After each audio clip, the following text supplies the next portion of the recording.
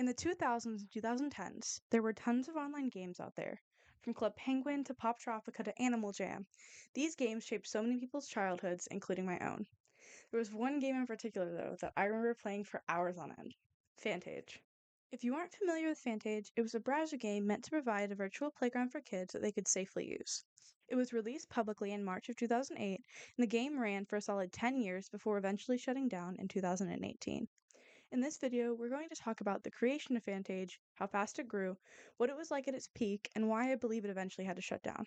Let's get into it.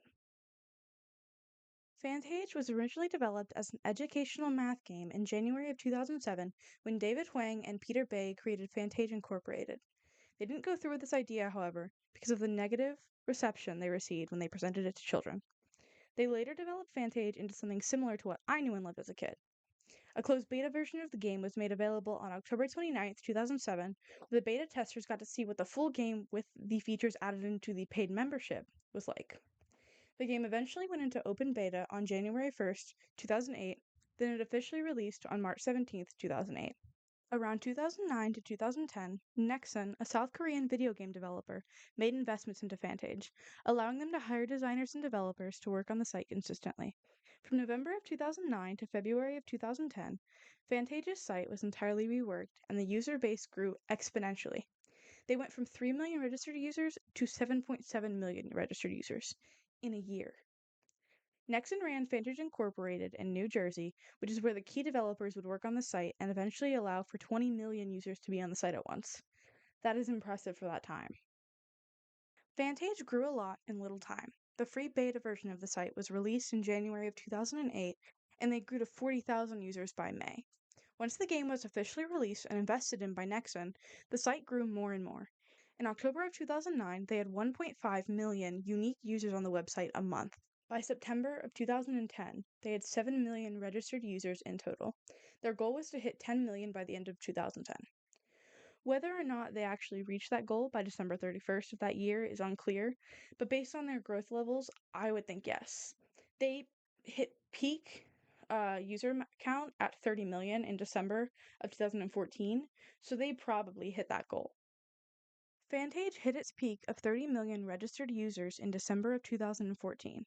In the months leading up to it, they had a movie that was on YouTube in multiple parts, so I guess more like a show, but it's not available anymore. A lot of kids and teens played Fantage. It was a good game for its time, and sure, there were some complaints, but the general consensus was that the game was fun and good enough quality for the time that it was made. In May of 2014, they opened My Mall, where you could sell and buy items. If you had gold. Only if you had gold? That's weird. Thought you'd be able to do it with coins. Well, you're wrong. You have to buy gold, which you could exchange to eCoin, but not vice versa. But, why would you need eCoin when everything costs gold? And everyone was like, oh, what happened to trade and sell? Bring trade and sell back. Scammers ruined it. That's why they got rid of it.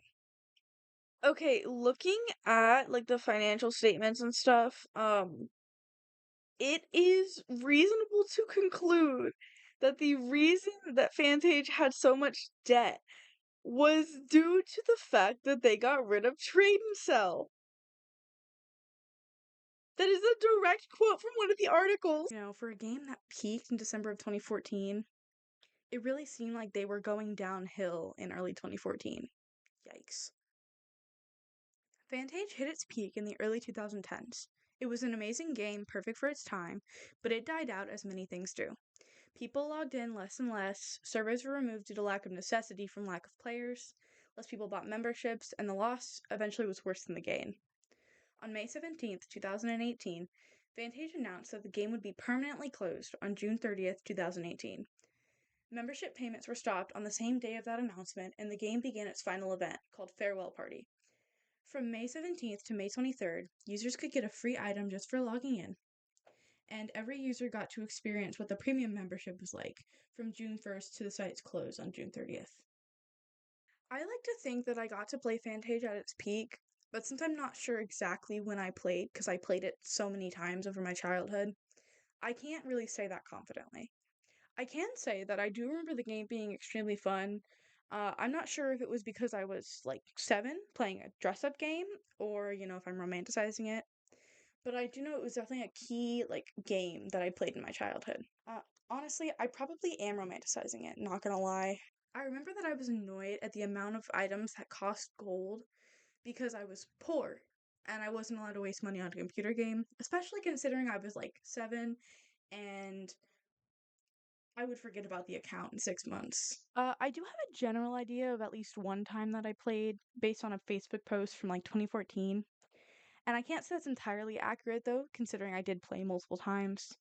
But December 2014 was their peak amount of users, so I feel like I'm not entirely wrong. I feel like they probably like actually peaked in early 2014 before the site like hit its peak amount of users because after like April of 2014, a lot of people just weren't it wasn't sitting right with people the way that Fantage was running things. Now, I'm sure you guys are wondering, Molly, what are your opinions on the site shutdown? Do you think it could come back? Like, what are your thoughts? Well, I feel like the game will not come back. Like, definitely not. They were in debt. No one was buying premium memberships anymore. The amount of people playing the game become less and less. People were forgetting about it, and if they came back, they would get bored of it. It was targeted for 6-year-olds to 16-year-olds. Had they like done like a small reboot in like 2020, maybe some people that used to play would have played along with some new people. It wouldn't have lasted, and the loss would be worse than the gain. If it was like a passion project and not like a legitimate business, I think it would work. Um, but as a business, it just would not work. Not again. It lasted for 10 years, which is a pretty amazing feat, but I don't think that it would be able to come back.